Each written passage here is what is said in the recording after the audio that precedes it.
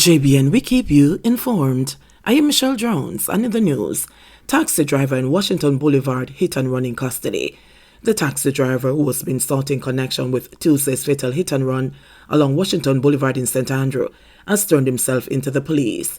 The man surrendered in the company of his lawyer, senior attorney at law Anthony Williams, yesterday afternoon. Williams disclosed that relatives of the taxi driver came to him on the day of the incident, and he immediately contacted the police with a view to go with him to the police station. According to him, the cabbie was unable to report to the police earlier because he was emotionally disturbed, distressed, and had to seek medical attention.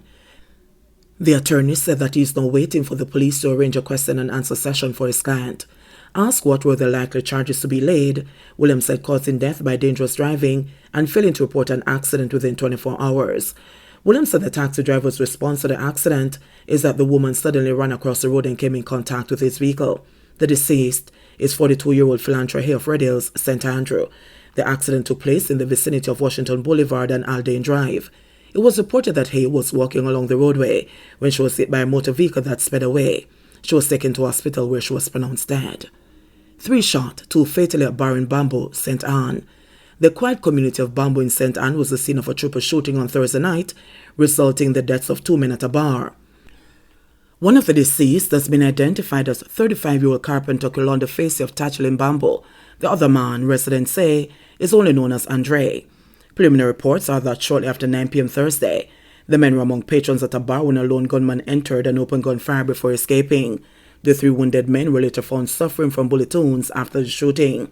Facey and the other man died at hospital. However, the condition of the other wounded man is unknown at this time. Investigations are ongoing.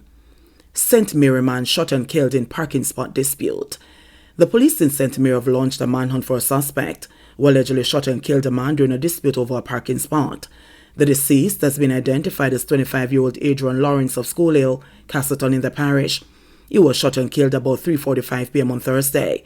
A preliminary report has indicated that Lawrence, a chef, had an argument with another man known only by his alias Rick over a parking spot. Police sources said that the man issued a threat to Lawrence that he was going for his gun and that he would shoot him in the head. According to the police, shortly after, the man returned and was seen exiting from a black BMW motor car.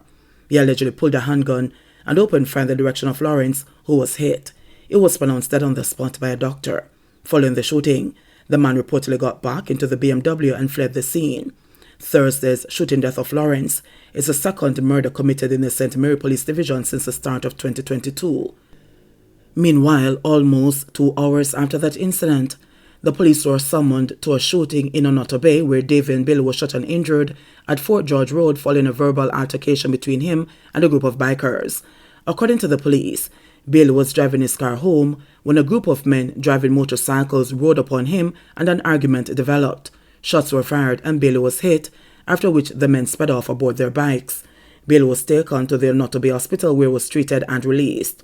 His injuries are not considered to be life-threatening. Westmoreland man charged with killing his neighbor. A man has been arrested and charged with the alleged shooting death of his neighbor in Seaton Crescent, Savlamar in Westmoreland on Saturday, September 4, 2021. O'Brien Gale, otherwise called Bulby, a 27-year-old unemployed man of the community, has been charged with murder and illegal possession of firearm. Reports are that about 3:45 a.m., Gale went to a section of his yard where the now deceased 24-year-old Richard Thompson resided and kicked open his door with the help of 3 other men. The men then allegedly opened gunfire, killing Thompson as soon as he exited the door. The police were summoned, and on arrival of the cops, Thompson was seen lying face down outside the house in a pool of blood with multiple gunshot wounds to his body. He was taken to hospital where he was pronounced dead. Gale was later arrested and charged. His court date will be announced at a later date. Over 80 most wanted persons named by police. The police yesterday listed over 80 most wanted persons who they consider to be actively contributing to Jamaica's crime problem. There are over 200 wanted persons across the 19 police divisions in Jamaica. The most wanted individuals were named at a police press conference yesterday morning at the NCB South Tower on Oxford Road in St. Andrew. They are wanted for serious offences such as murder, shooting, rape and wounding. One of the most elusive, according to the head of the police's crime portfolio, Deputy Commissioner of Police Fitz Bailey, is Brian Forbes, otherwise called QQ, who is wanted for a double murder in St. Anne. I want to say this person has been very elusive. When I was your commander, We put out a lot of effort to try and locate him, but he's still wanted, and we appeal to the public for help, Bailey said. He described the level of crime now occurring in Jamaica as intolerable and abnormal. For the first 22 days of this year, the police said 112 people were murdered in Jamaica. This represents a 19.4% increase year on year. For the corresponding period in 2021, Jamaica recorded 93 murders. Defendant serving JDF up until August 2021, military witness testifies. A Jamaica Defense Force witness on Thursday morning revealed that the ex-soldier accused of being a member of the One Done gang was still with the army up to August last year. The lieutenant confirmed in his testimony at the trial in the Home Circuit Court that the defendant, Jermaine Robinson, entered the force in August 2015 and served until August 22, 2021. The witness, however, did not say whether the defendant, who was attached to the engineer regiment, was released from the army or if he left voluntarily.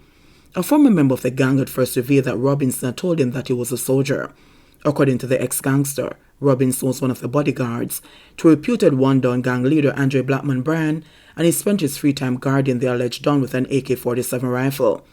Another former gang member had also testified that he once saw Robinson in uniform at a checkpoint in Spanish Town, St. Catherine in 2018, and that he had told soldiers to let him through and had asked the witness for Blackman's number. The witness said that Robinson later called him to ask if he had heard from Blackman, who was in prison at the time, while reportedly stating that he wanted to turn up at the thing. According to the witness, Robinson said, "The thing coming like a joke thing." This, he said, meant that he wanted more people to be dead and more killings in the Spanish Town area. Brian and 32 other alleged gang members are being tried on an indictment with 25 counts under the Criminal Justice, Suppression of Criminal Organizations Act and the Firearms Act. Cops urged to probe sand theft claims at Winifred Beach. The Portland police have confirmed that they have received reports that truckloads of white sand are being stolen in the dead of night from Winifred Beach in East Portland. Commanding officer of the Portland Police, Superintendent Kenneth Chin, said that he is not privy to the details of the alleged theft, but acknowledged receiving a letter seeking permission to stage a fundraising event for the installation of a gate to bar unauthorized access to the venue. Chin said the police could not honor the request and referred the organizers to seek audience with the Office of the Prime Minister. Sand theft has plagued Winifred Beach for decades, said Nino Soto, coordinator of the venue, but reportedly has intensified since the coronavirus lockdowns and nightly curfews. Soto disclosed that residents have reported seeing trucks parked on the beach at nights that were being loaded with white sand. Tire tracks spotted in the daytime are evidence of the late-night breaches, said the coordinator, arguing that the illicit activity could cause damage to the coastline. Soto said that the police are aware of the concerns but charged that the sand continues to be mined at alarming proportions because the lawmen have not caught any offenders. I remember when I went there to make a report, they say, well, we can do something if we catch them on the spot. But it is not easy to catch them on the spot, said Soto, who speaks with a crisp Italian accent. Port Antonio Mayor Paul Thompson has called for the police to conduct a full investigation into the beach theft claims and urged residents to provide information to the authorities. We cannot sit idly by and allow thieves to destroy a beautiful white sand beach, which is also a major attraction for tourists and the local people. The corporation will play its part, and we are willing to lead the charge in pursuing this matter through intense investigations, Thompson said. Winifred Beach is one of 11 beaches earmarked for major development. The theft of sand from Jamaica's public beaches is not new, with an estimated 500 truckloads removed from a Coral Spring property in Trelawney in 2008. In the meantime, the National Environmental and Planning Agency NEPA has acknowledged that it has received a complaint about illegal sand mining at Winifred. NEPA said that given the nature of the complaint, the agency is collaborating with the local government partners, as well as the Urban Development Corporation UDC and the non-governmental organizers, to have the beach continuously monitored. Jamaica reports 584 new COVID cases, 18 deaths. The Ministry of Health and Wellness reported 18 COVID-19 fatalities and 584 new cases of the virus on Thursday. This pushed the death toll to 2,635 and the total number of cases of the virus since the start of the pandemic to 123,047. Of the newly reported cases, there were 342 females and 242 males with ages ranging from 30 days to 99 years. The cases were recorded in Kingston and St. Andrew, 133, St. Catherine, 81, St. Anne, 68, St. James, 67, St. Elizabeth 43, Clarendon 38, Portland 34, Hanover 27, St. Thomas 24, Manchester 21, Westmoreland 19, St. Mary 16 and Trelawney 13. Meanwhile, the latest victims include 4 females, ages 47, 70, 86 and 86, and 4 males ages 54, 64, 75 and 75 from Kingston and St. Andrew. Also among the deaths were 3 females ages 65, 84 and 91, and 2 males ages 67 and 69 from St. Catherine, 2 males ages 70 and 78 from Portland, a 70-year-old male from St. Mary, an 80-year-old female from Manchester, and an 81-year-old male from St. Anne were also reported as fatalities. The deaths were recorded between January 17 and January 25, 2022. 2 more deaths were reported under investigation. According to the latest statistics from the Ministry of Health and Wellness, the country also recorded 309 new recoveries, bringing the total number of recoveries to 69,258.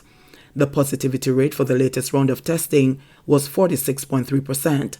There are 570 people hospitalized, 18 of them critically ill.